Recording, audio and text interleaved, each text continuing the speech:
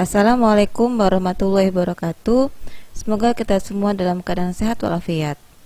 Pada pembelajaran sebelumnya, Ibu telah membahas tentang alat gerak manusia berupa tulang dan otot. Nah, pada kesempatan kali ini, Ibu akan membahas tentang bagaimana cara memelihara alat gerak manusia, kemudian penyakit atau kelainan pada alat gerak manusia, kelainan otot manusia, penyebab gangguan kesehatan alat gerak manusia. Semua itu terangkum dalam tema 1 subtema 3, yaitu lingkungan dan manfaatnya, muatan IPA KD 3.1 dan 4.1. Cara memelihara kesehatan alat gerak manusia. Kita perlu menjaga kesehatan tulang dan otot karena hampir semua aktivitas kita menggunakan alat gerak berupa tulang dan otot. Berikut cara memelihara kesehatan alat gerak, yaitu makan makanan yang bergizi dan seimbang, posisi tubuh tegak saat berdiri, dan berolahraga secara teratur. Penyakit atau kelainan pada alat gerak manusia. Contoh penyakit dan kelainan pada tulang manusia, yaitu retak dan patah tulang. Retak dan patah tulang disebabkan oleh benturan benda keras berupa kecelakaan atau jatuh. Kemudian ada skoliosis, lordosis, dan kifosis.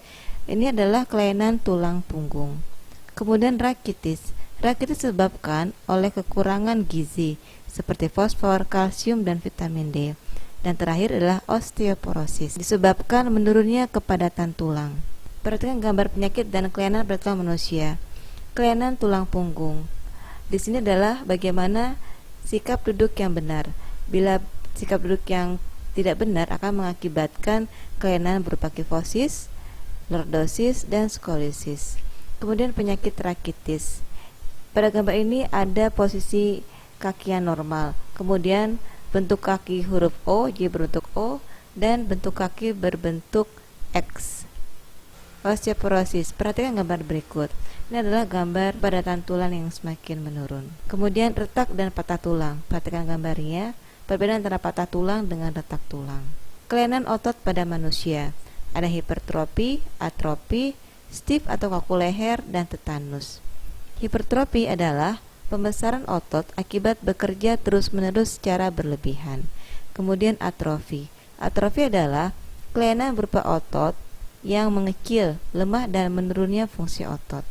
Kemudian stiff atau kaku leher, yaitu sakit pada otot leher yang diakibatkan karena cedera otot, infeksi meningitis, atau gerakan tiba-tiba. Kemudian tetanus. Tetanus adalah kejang atau kaku otot yang disebabkan oleh infeksi bakteri Clostridium tetani. Perhatikan gambar di bawah ini. Ini adalah gambar hipertrofi dan atrofi. Ototnya yang berubah ya, dari kecil menjadi besar, kemudian atrofi, dan otot yang normal menjadi makin mengecil. Perhatikan gambar di bawah ini. Ini adalah gambar stiff atau kaku leher dan tetanus atau kejang otot. Penyebab gangguan kesehatan alat gerak. Kelainan atau penyakit kelainan pada otot umumnya terjadi karena bawaan sejak lahir dan infeksi bakteri atau virus. Gangguan kesehatan otot dan tulang juga sering terjadi akibat kebiasaan yang salah. Misalnya, membaca buku dengan posisi tidur, kemudian membawa atau memikul beban yang terlalu berat, tidur dengan posisi yang tidak benar, kemudian menulis dengan posisi tubuh yang miring ke samping atau ke depan, dan berjalan dengan tubuh membungkuk. Demikianlah penjelasan Ibu kali ini. Semoga kalian semua bisa memahaminya. Selamat belajar. Assalamualaikum warahmatullahi wabarakatuh.